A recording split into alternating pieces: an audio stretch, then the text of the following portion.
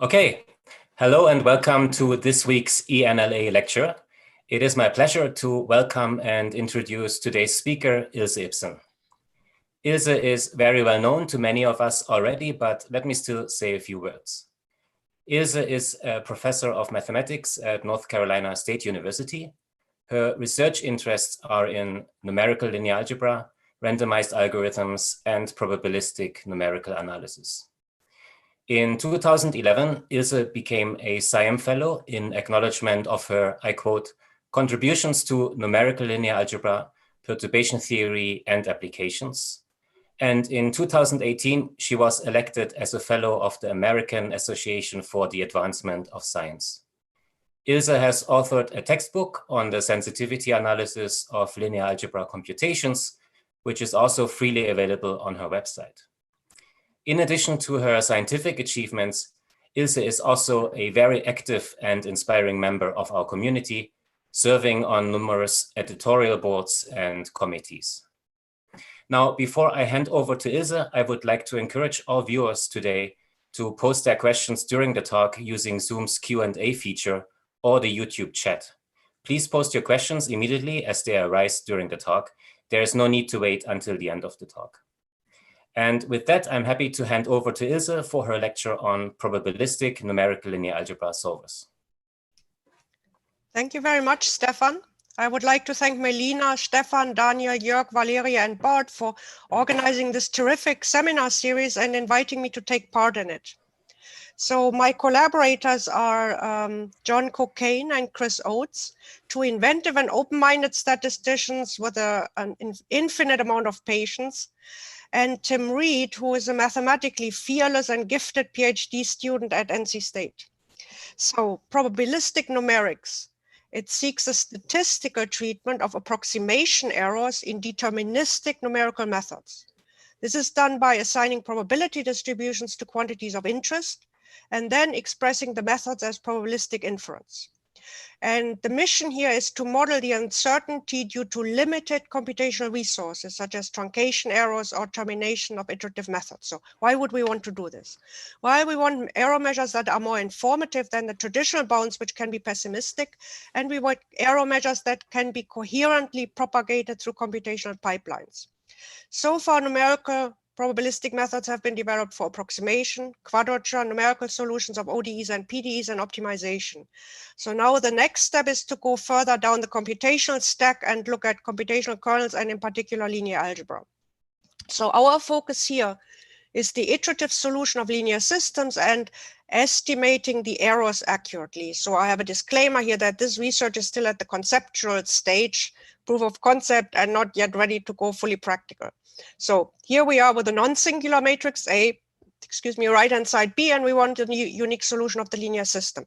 So an iterative solver starts from a user-specified initial guess X naught and then computes iterates that we hope converge to the solution. So in addition, now what we also have is a prior distribution that reflects the initial knowledge about the solution.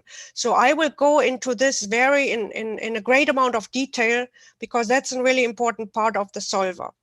Then once given that prior distribution, the solver computes a posterior distribution that reflects the knowledge about the solution that hopefully becomes better during the progress of the iterations.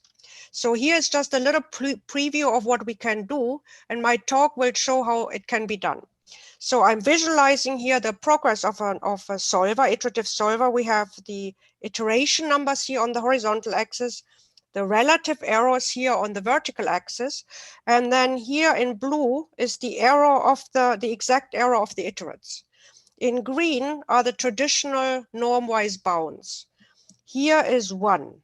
So a relative error above 1, a relative bound is not informative. So you see that the traditional bounds are mostly not informative. So what we can do here are the red bounds. So you see that our red bounds are sitting on top of the error. So we are reproducing the norm-wise error almost exactly. So, and I'm going to show you now how this is done. So as a short overview of my talk. So we're starting with a little introduction to probabilistic numerics, then talk about Gaussian probability distributions because these are main ingredient in our solver. Then I present the BayesCG solver, which is a probabilistic numerical solver, and then show how we deal with the probability distributions and connect them to the errors.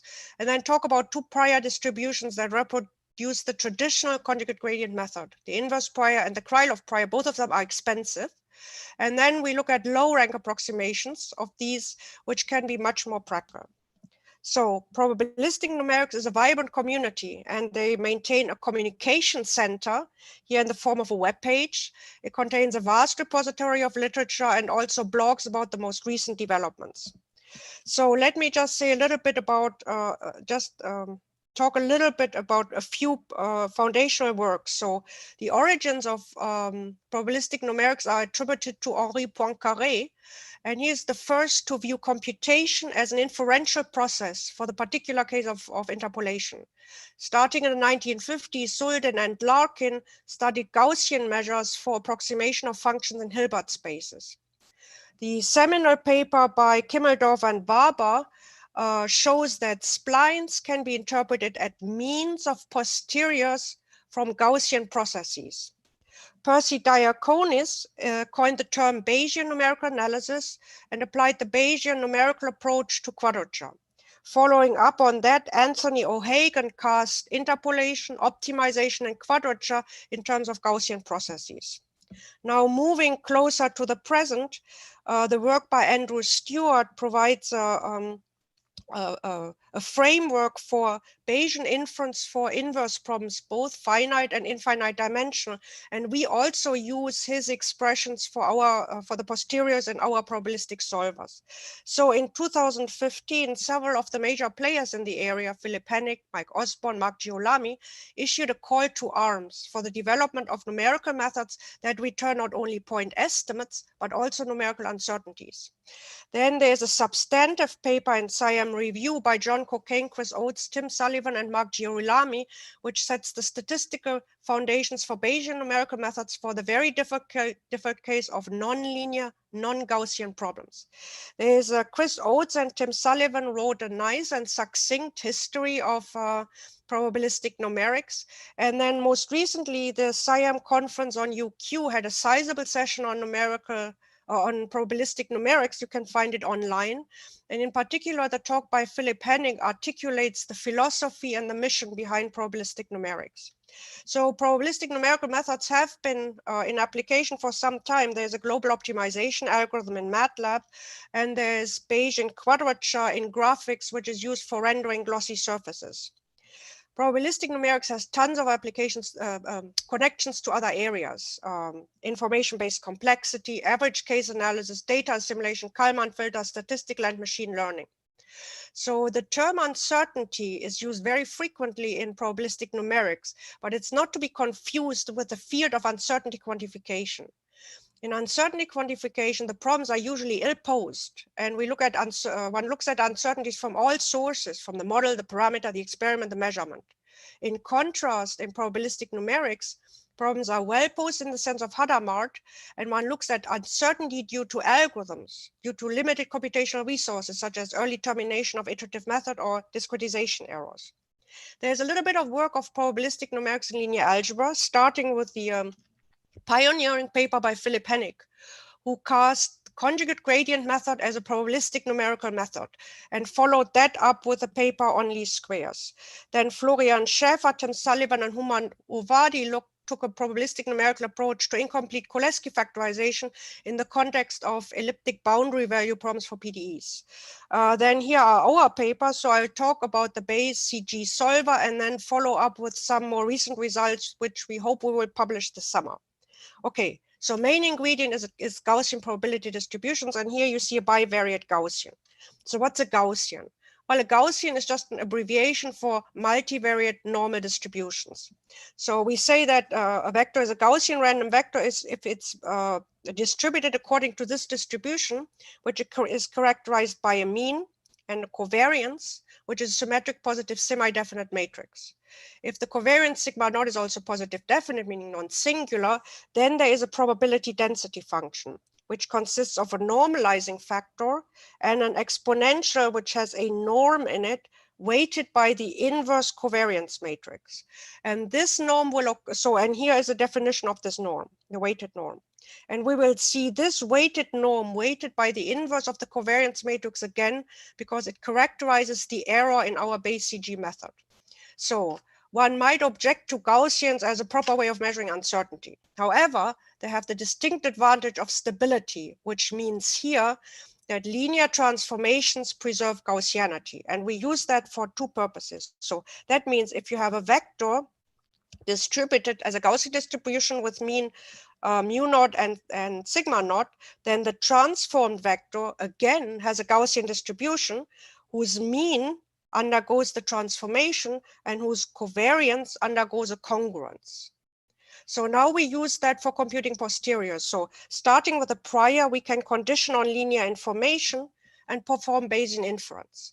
So Bayesian inference comes from Bayes' theorem. So very informally, Bayes' theorem takes the probability of an event and updates that probability as more information becomes available. So in our case, more information then is the linear information. So conditioning on that, we obtain a posterior with mean mu and covariance sigma naught, the sigma. So this thing may look very intimidating. However, if you look a little bit closer, you see there's a Schur complement in there of a matrix of twice the size. Also, if you factor out sigma naught, you will see an oblique projector. So there are connections here to show complements and projectors. So the take-home message here is if you have a Gaussian random vector and you condition it on linear information, you get another Gaussian random vector that has a closed form mean and covariance. The second usefulness for stability is computational sampling. So we need to sample vectors from a Gaussian distribution, while stability tells us that we need to use congruences. So we need to have a symmetric factorization of our covariance. So what can we have? We can have either, we can factor in terms of a square root. If the covariance is non-singular, we can use a Cholesky factorization. However, many of our covariances are singular. So then one can have a thin Cholesky, where the matrix L just has as many columns as the rank of the covariance. So once you have the factorization, then you can produce your vector by taking a standard normal random vector with as many elements as L, multiply by L, and then add the mean. So this is what, I'm always, at first I was always confused, what does sampling mean? But in terms of, in the context of Gaussians, the sampling is not that difficult. Okay, so now we have the ingredients to look at our BayesCG solver. So it's an iterative solver for solving positive definite symmetric systems. As usual, we start with an initial guess, which shifts the system, and then the solver computes iterates that we hope converge to the solution. What we are doing is we are performing solution-based inference. That means we put the distribution, the probability distribution over the solution space. This is in contrast to Hennick's pioneering work where he put the probability distribution over the inverse, over the matrix inverse. And we keep it simple by making the mean of our distribution coincide, be identical to the iterates. So the user has to specify a Gaussian prior, which we will get to, that's a big thing. And that Gaussian prior reflects the initial knowledge about the solution, which can be nothing. The solver then computes posteriors that reflect the increasing knowledge about the solution during the course of the iterations. So here we show how to compute the posteriors. So the search for X in an iterative solver in a Krylov space method is guided by search directions. So we have M linearly independent search directions here, and we'll condition on them. Then Cocaine, Oates, Giolami, and Tim Sullivan have shown that there exists a unique Bayesian method that outputs this posterior. So we have a posterior mean, which coincides with our iterate, and we have a posterior covariance.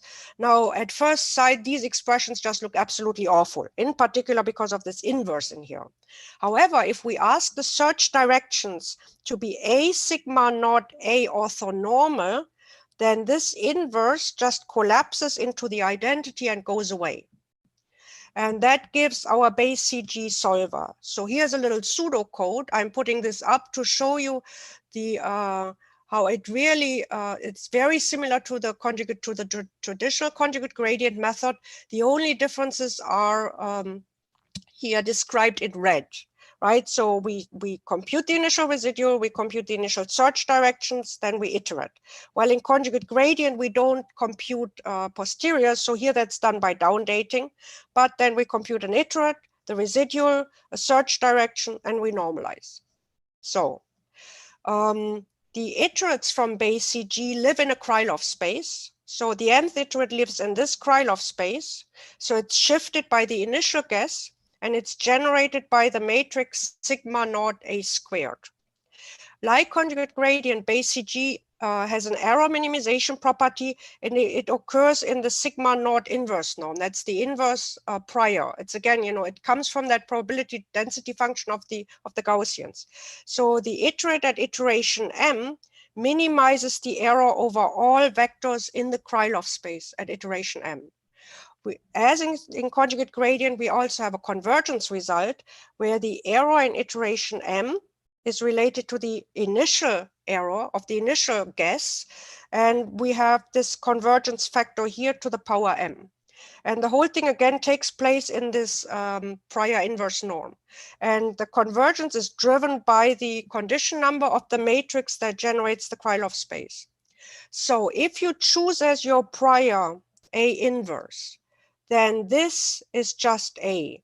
The norm is in the A norm, and this is just the condition number of A. So choosing as the prior, the inverse, gives us conjugate gradient. So this means we can interpret the deterministic conjugate gradient method as a Bayesian inference process whose prior is the inverse of the matrix. Okay, so let me just give a short summary here. So our BayesCG method is a probabilistic extension of conjugate gradient. And where we model the uncertainty in the solution due to early termination. As input, there's a prior required, which models the initial uncertainty about the solution. And we set things so that the mean is equal to the initial guess for the iterate. Then the solver outputs posteriors that model the uncertainty during the iterations. And again, the mean of the posteriors is identical to the iterates that approach the solution. So the question now is, what do we do with those posteriors? Okay, so there we have to say a little bit about metrics on the set of probability distributions. And we go right away to the easy case for two Gaussians, because that's when we can have closed form expressions. So let's start with two Gaussian distributions. So first one has a mean xm and a covariance sigma m. Second one has a mean x star and a covariance sigma star. Then we can determine the Wasserstein distance in the 2 norm between these two distributions. So the distance between these distributions is given as the distance between their means, and then a trace involving the covariances. Now, if you look at this, if you look at the special case where the two covariances commute, say they are diagonal, then this here is just the squared difference between the covariances inside the trace. So that was shown by Dawson and Landau in 82. Now we extended that to general weighted norms where B is a symmetric positive definite matrix. So we need the distance between two distributions in the B norm. Well, it's analogous. So that distance is given by the distance between the means in the B norm and then a trace involving the covariances and the B matrix. Now, again, this looks absolutely horrible, but it will tremendously simplify once we apply it to BayesCG. Okay, so in our BayesCG solver, we have a prior as input. As output will be given, the solver delivers posteriors, and the error is measured in the inverse prior norm. So what do we do now with our metrics? Well, we want to know how close the posteriors are to the solution that we're interested in. So to this end, we represent our solution as a point distribution. We have a mean and a zero covariance. And the zero covariance here is what makes that trace expression much, much simpler. So then we can say that in our prior inverse norm, the distance between the posterior and the solution is equal to the error in the mth iterate and a trace of the inverse prior times the posterior. Now it turns out that this is just d minus m. D is the dimension of the matrix, M is the number of iterations we have performed so far. So this just counts down the number of iterations. So we can say then that in the context of this norm, the inverse prior norm, the distance of the posterior solution to the Gaussian is the same as the iterate error plus the dimension of the unexplored space. Okay, so computationally, we will estimate the errors with what we call the S statistic. I don't know, I think Chris Oates coined the name and it stuck. So that means the error here, which is the error between the mth iterate and the solution, is approximated by the error between the mth iterate and a vector sampled from the posterior at iteration m. So that's where the sampling comes in. Okay, so now finally we have to say something about possible prior distributions.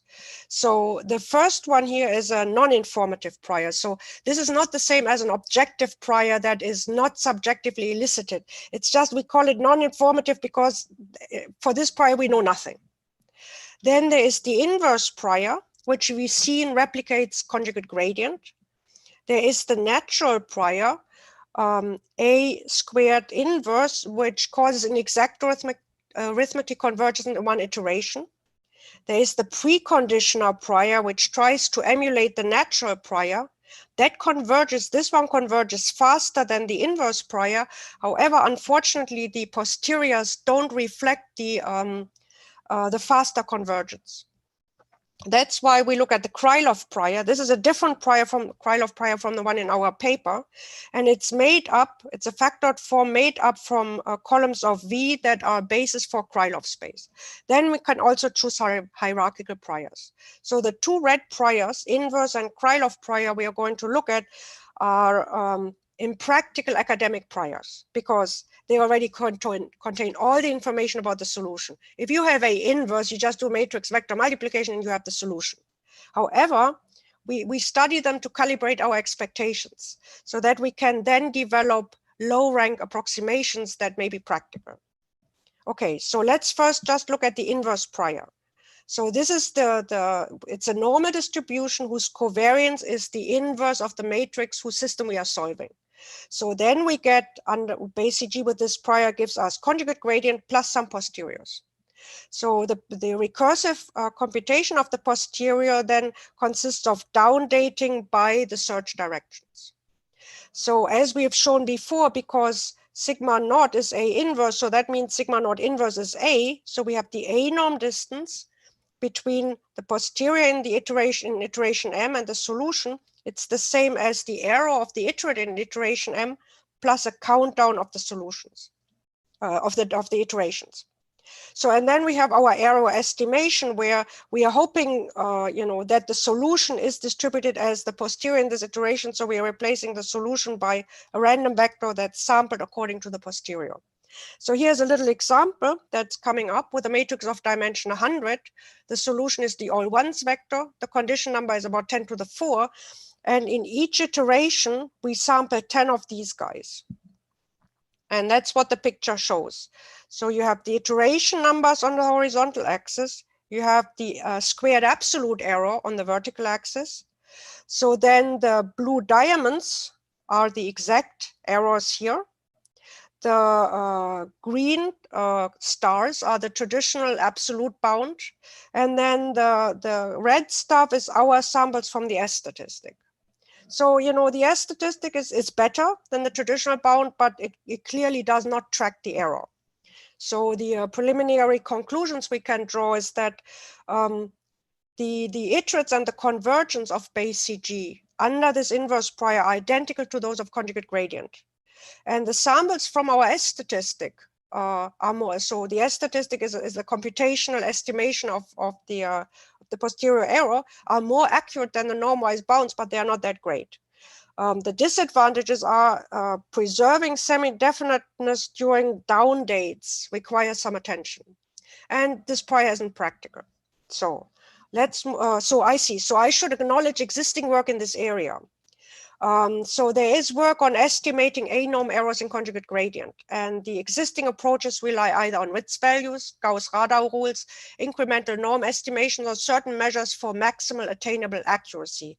And I should say that the book by Ilse and Strakos is just an invaluable resource for the foundations of Krylov space methods and for conjugate gradient and for when one needs test matrices.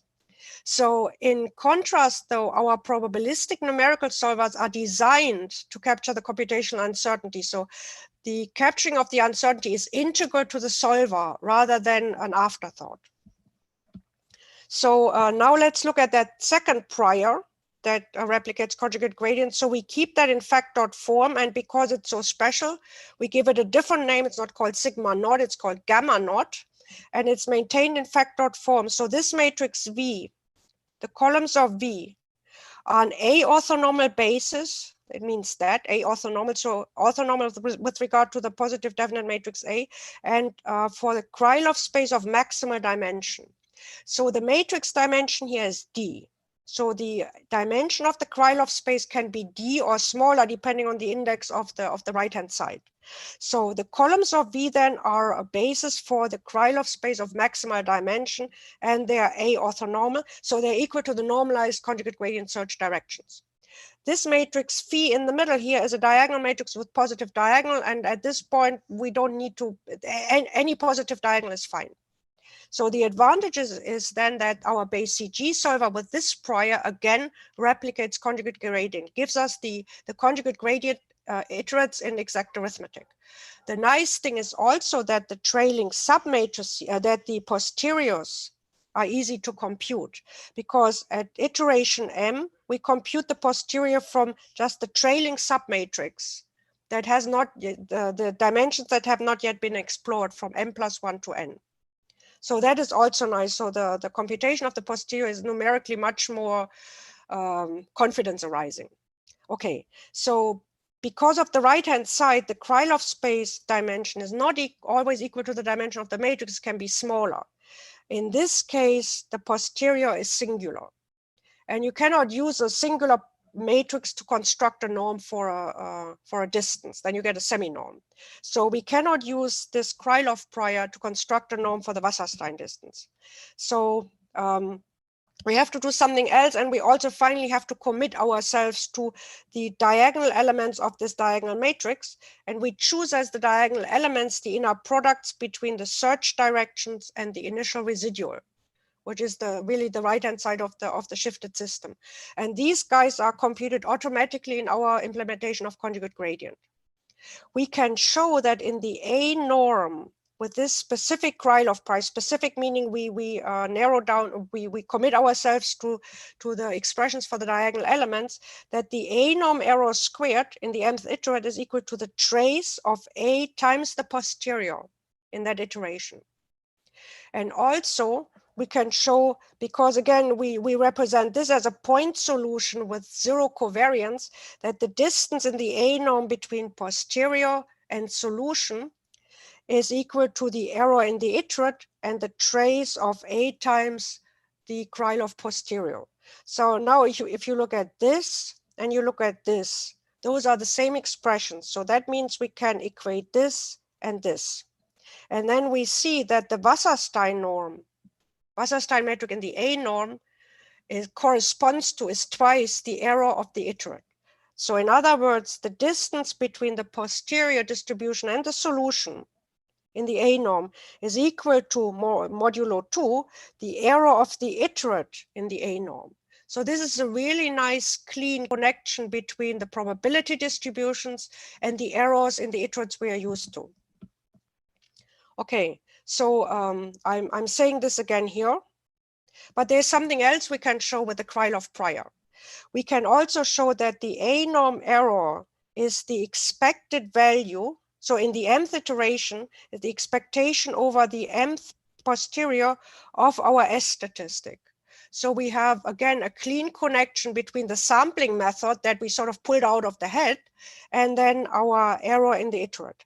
And we approximate this mean by an empirical mean over 10 samples. So each iteration, we sample 10 of these guys and then we take the empirical mean.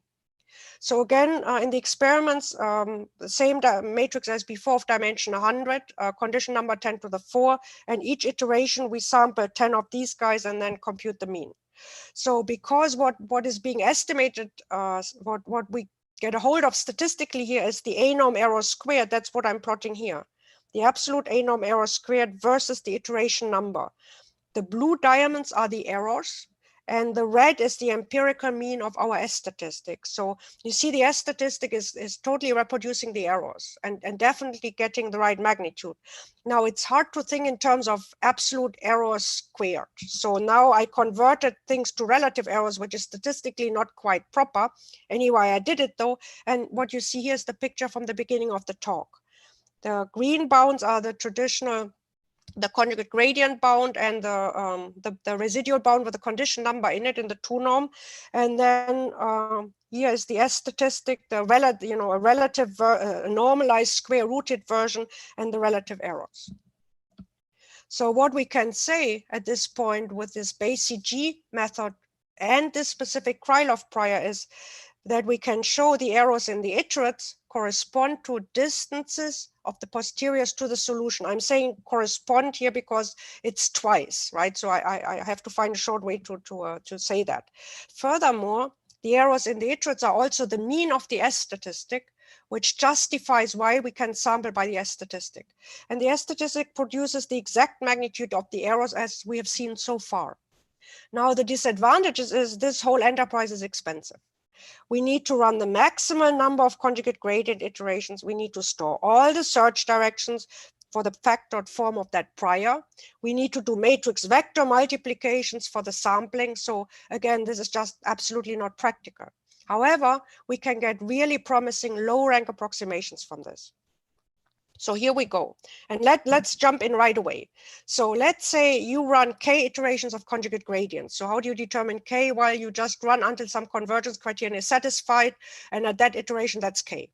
Then you do a look ahead and you run L more iterations. Here we choose 5. We always run 5 more iterations in order to build up a prior of rank k plus L. So we are interested in the first k iterations in these errors, but then we run 5 more in order to build our prior. So we estimate the usual errors in the first k iterations, and we do, we sample from the S statistics. So I'm using 5 samples here. I don't know, before I used 10, now I'm using 5, I'm not sure. So at each iteration, we sample 5 of these guys, then take the empirical mean, and that's our error estimate. And in order to, so far I've shown pictures. In order to get a more quantitative feeling, I looked at the error estimate in the last iteration, because that's the one that's of interest to us, the last iterate, right? So I compared the error in the last iterate to the estimate in the last iterate, and then looked at the relative difference. And because things are serious now, we have to use serious matrices. So in the 3 examples to come, we build up the matrices from an eigenvalue decomposition. We use eigenvalue decompositions from these very helpful test matrices in the book by Jörg and Stenek. And then we use, we multiply and do a similarity with a random orthogonal matrix that has Haar measure. You just do that by doing a QR of a Gaussian. Anyway, so here we go with 3 examples. So we have a matrix of dimension 1000. We have uniformly distributed eigenvalues, a condition number of 10 to the 5. We perform 80 iterations and then 5 more. So the prior has rank 85. And again, we plot the absolute error squared on the vertical axis, the iteration number on the horizontal axis. The green is the traditional absolute version of the 2 norm bound. The diamonds are the exact A-norm errors, and the red thing is our empirical mean. So in the last iteration 80, the relative difference between the blue diamonds and our red estimates is less than 0.72. So we catch the proper magnitude. So in the second example, again, we have a matrix of dimension 1000. Now the eigenvalues are clustered. Condition number is still 10 to the 5. And we run 30 iterations of conjugate gradient and 5 more to get a prior of rank 35. So now things look a little better for the traditional bound. This is the traditional absolute bound. Again, the blue diamonds are the errors, and the red is our estimate. And at the iteration 30, the relative difference between our red estimate and the blue error is less than 0.18. So that means we didn't only capture the magnitude, we also captured the first significant digit of the error estimate. And the last example here is a matrix of dimension 100 with smoothly but steeply increasing eigenvalues. A condition number of 10 to the 16. So on the face of it, we are not even entitled to accuracy. We run 12 iterations, 5 more to get a prior of rank 17. So here again, the number of iterations, the absolute error squared. Here is the traditional absolute bound, which is hopelessly pessimistic because where's 1 here? I think this here is 1. So it's totally pessimistic. But here, oh no, I can't say that yet because we are not doing relative errors yet. Sorry. Anyway, the blue diamonds are the absolute errors and the exact ones, and the red is our estimate. And at the last iteration, the relative difference between our estimate and the true error is less than 0.2. So now let's just convert to relative error. So because with the condition of 10. Yeah. Ilse, can you hear me? Yeah. Maybe just one question from the Zoom chat. Can you just re-explain what this green curve is and what this traditional approximation is? So I just, you know, the two-norm bound, right? So you can bound an absolute error by the relative absolute error by the condition number times the relative residual. Right, that's the traditional generic bound that applies to any method. And I use the absolute version of that. Is that? Okay. Okay, good. Yeah, just go ahead. It was just. So, okay, so and here, this is the bound I just talked, this is a relative bound. So this is the condition number in the two norm times the relative residual. So the residual two norm divided by a two norm divided by solution two norm. So this is just the generic bound that applies all over, because this one tends to be better than the conjugate gradient bound, because with the condition number of 10 to the 16, the conjugate gradient bound doesn't go anywhere. So, and here is 1. Here's 1. So this relative error bound above 1 is absolutely not informative. But here is the true relative error, and here is our estimate. So, and actually, so here, so I actually at this last iteration, the true relative error is 1.54 times 10 to the minus 5, and our estimate gives us 1.19 times 10 to the minus 5. Okay, so the experiments that I've shown you show that our error estimates have the correct magnitude and sometimes even capture the first significant digits, especially when traditional bounds are not informative. So, and analytically, we can also say something about the quality of our approximation. So this is the exact Krylov prior, which is way too expensive. And we instead just take the leading K plus L columns of this one. And then the distance between these two distributions, the exact one and the approximation in the A norm, is determined by the contribution of the initial residual in the search directions that were ignored by this one. So this approximation consists of search directions from iteration 1 through K plus L. And the error is given by all the search directions from iteration K plus L plus 1 to the last iteration. So that makes sense. So the distance between the posterior and the approximation reflects all the stuff that the approximation ignores.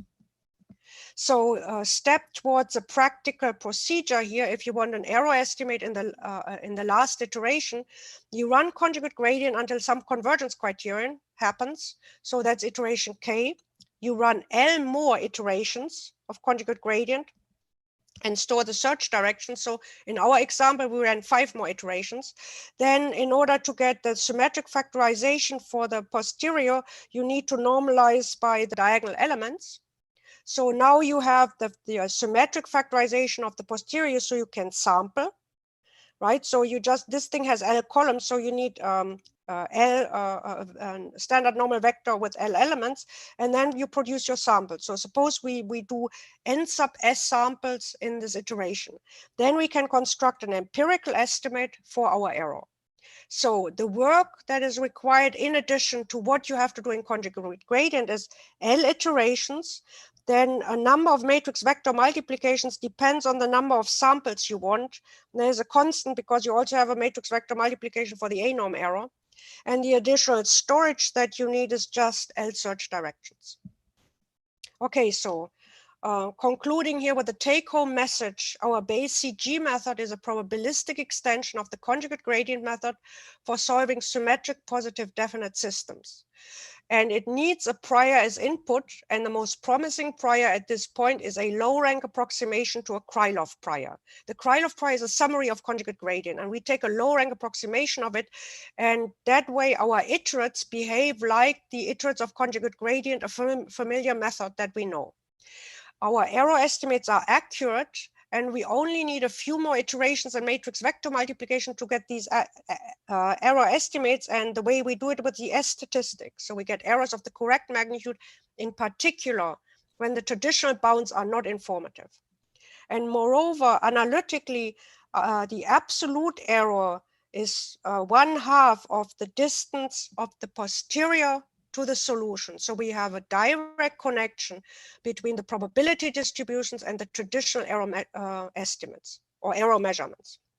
So there are many things I haven't discussed here. Numerical implementation. So we are reducing the reorthogonalization, say by computing search directions from Lanczos. I haven't really talked about the numerical accuracy of the posteriors.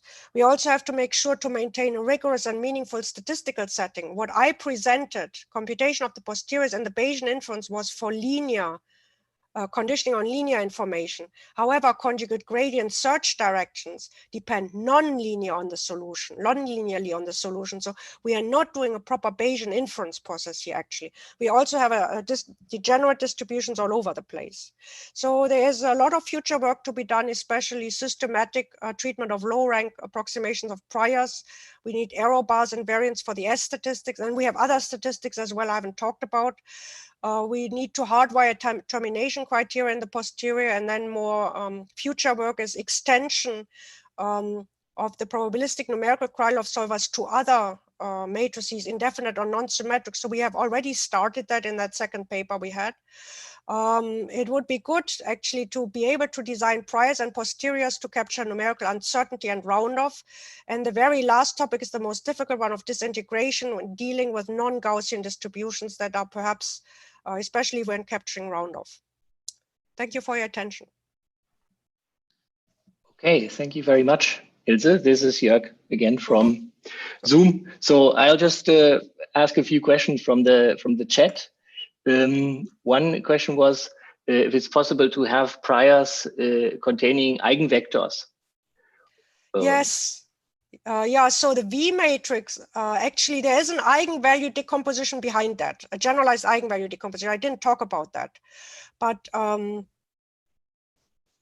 yeah, so the V vectors are eigenvectors of a generalized eigenvalue decomposition involving the matrix A. So yes. Okay. Some people also asked, and you essentially already answered it. Actually, you answered quite a few questions while you were going. But some people ask if this methodology can be applied to other iterative solvers. So you had one point saying, yeah, future work extensions to other solvers, indefinite or non-symmetric systems. Maybe you can elaborate on that a little bit. So we have extended that to GMRes in our second paper, GMRes and projection methods, but we haven't really done serious experiments, and we haven't gone nearly into the amount of detail and the selection of the priors that we have done for the BayesCG. But conceptually, yes, we have started. Okay. Then I also would be interested, is there anything known about the finite precision behavior of this BayesCG? No. I mean, we know a lot about the finite precision behavior of the CG, and you showed there all the plots with these specific matrices. There we know everything about the delay, but what do you know there? BayesCG is conjugate gradient, right? The iterates are the same as conjugate gradient. So we are just doing some additional work in computing the posterior. So far, we reorthogonalize a lot, and I did not use the latest implementation that Tim Reed actually has. So by taking more care in computing the posteriors and by using Lanczos to compute the search direction, so we can use all the traditional remedies that you and Stenek and other people have talked about for showing more orthogonality in conjugate gradient that we can also adopt. So what you were actually showing was then ideal CG. So with full reorthogonalization, the curves. That's right. So there was no delay.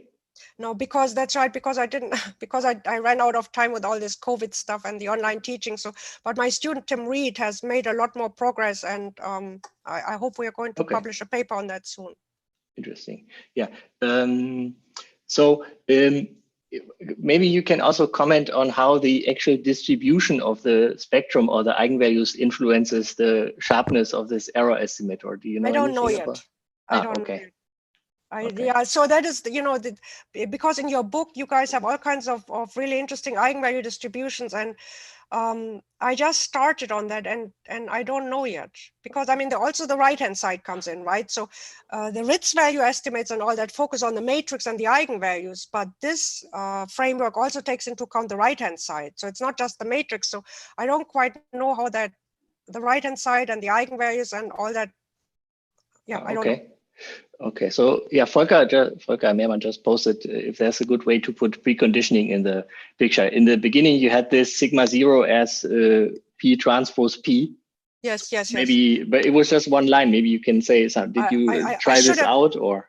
I should have said that. So we have a paper, and there was a discussion section to our paper, the BayesCG paper, and somebody said, "Oh yeah, this is preconditioning," and actually showed it's a right preconditioned system. So this corresponds to right preconditioning. You know, if you work out all the Krylov spaces. So if you can still go ahead and preconditioning as in CG, and BayesCG then works with a preconditioned matrix. Okay. That's right. So Volker is right. So you can view BayesCG with you can view it as a right preconditioned version of conjugate gradient. Okay. Another question is what does the accuracy of the error estimate depend on? So is it how much does it depend on the conditioning of the matrix, for example? You had like all your bounds or were just right on the money? But yeah, so we had the matrix with condition number 10 to the 16, right? And the estimates came out quite accurately. It really depends on the choice of the prior. That really drives the accuracy of the error estimates. Okay. There are still more questions coming in. I would just like to hand over, like on Zoom, just hand over to Bart. Is there anything on YouTube yet? Bart, are you there? Yes, I'm here, but I think Melina is doing the Melina, questions. Okay, sorry. Yeah, okay, there's one question on Zoom. Could you comment, which I think you answered partly already, could you comment on the practicalities of the loss of orthogonality by Gerard Meron? So is... Yeah, hi Gerard. Yeah, I've been reading his papers. He has done, he's one of the major players in the A-norm estimation. So he has done a lot more work in that than I do. So as I said, we've just started this, so we really need to ramp down the reorthogonalization. But we have some idea of how to do this by you know, the way I compute the search direction is not the best way to do it, and the posteriors is not the best way to do it, and I need to use Lancho. So as I mentioned before, we need to use all the established tools that are already there to cut down on that. But we don't have, so Tim Reed is working on the numerical accuracy of the posteriors. And we have some invariants to measure sort of the backward error for the posteriors. So this is again work in progress. So okay, there are still some more questions here in the Zoom chat. So Carsten Kahl is asking, how are the error bounds using additional iterates related to similar results for matrix functions, where the error bound for a Krylov approximation in some iteration can be obtained from a later Krylov subspace? Thank you for the, I'm making notes here. So matrix functions. So thank you, I don't know, but I appreciate the hint. So it's sort of a look ahead error estimates. Yes, thank you. Okay. Another question, let's see. Yes, you mentioned in your answers a few times you're using Lanchos for the reorthogonalization or something. It also wasn't entirely clear to me. No, for the search to compute the search directions to cut down on the reorthogonalization. Okay. So in But what you showed? Yes? No, not in my, no, I just have a brute force code because I was a little bit under, I'm sorry, I was a little bit under time pressure. So the really reliable and sophisticated code Tim Reed has been working on that. Okay, good. Yeah, so that's my student, yeah. So, but we are very aware of the amount of work and reducing the amount of work for reorthogonalizations, yes. And, so far, I think residuals have been more important than search directions, but then for the statistics, so it's not clear yet. We need a little bit more investigation. Okay, thank you. I think I covered all the questions. Melina, anything else on YouTube? No, I don't see any questions that haven't been answered yet. So thank you. Okay, good. Then we'll hand back to Stefan. And thank you, Ilse. Yeah, thanks again, Ilse, for this excellent talk. And thanks to everyone who joined us today. As you can hopefully see, there is a slide here which shows the next speakers that we have secured, at least for the next 7 weeks. And we might have a few more slots in July. At least that's our current plan. So please stay tuned for any news on the seminar website. And yeah, with this, let me just thank Ilse one more time. Thank you all for joining. Take care and see you next week.